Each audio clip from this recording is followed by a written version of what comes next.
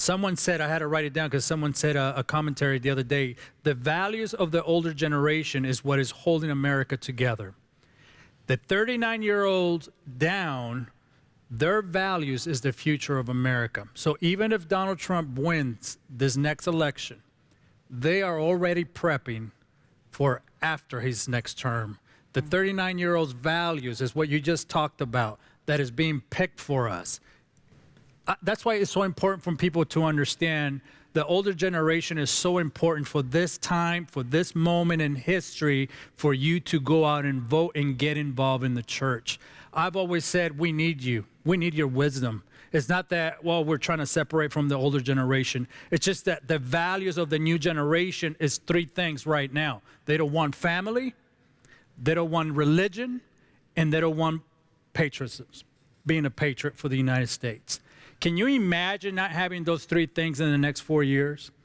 Well, for the Democratic Party, that's the future. Having no families, having no religion, and the number one thing is not loving America. For your generation, it's amazing, the battle for America, it's not about even money or anything, it's about values. Can you imagine America without God? That's what we're seeing for the millennial generation that you're talking about. And this is what the scary part is.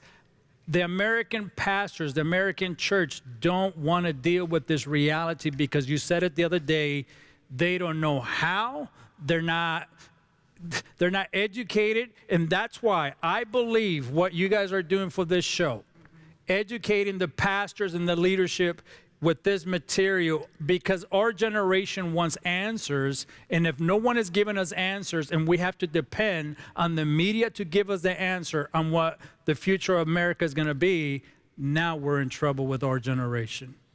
You know, Lance, one of the things we're seeing from the youth, there's a slight turn away from abortion. Yes. Have you heard that? Yes.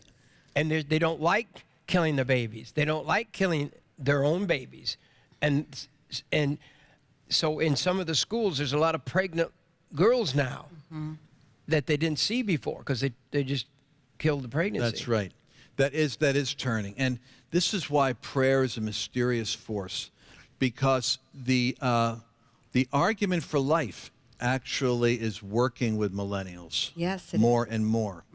And there's data that also says that as the LGBT agenda has been more and more aggressive, that there's been in millennials a withdrawal. It's kind of like what they want is everyone to be able to get, to have the same opportunity, be loved, and no discrimination. What they really are turned off by is when somebody's hurt because of somebody else's liberty. And so the more that that kind of a realization happens, the more you see millennials are entering a moment where a number of them are persuadable and they're looking for answers. The question is, are we going to be there with those answers? And I honestly believe that part of my burden this year, and maybe we'll do some of that, Jim, on a future program, is I want to put together a resource kit that would have the top 10 big ideas that we're wrestling with in the United States. Excellent. And to be able to break it down in simplicity and say, here's the biblical worldview and here's the logical arguments you need, because you're not always talking to people that are Christians. That's right. So you can at least know what the Word says, and then how do you make that case with someone who's not a Christian? Lance, we got to do that. We have to do that. That's powerful. Wouldn't you like to have that information to be able to share with your family? I would like to have that information to share more with my kids.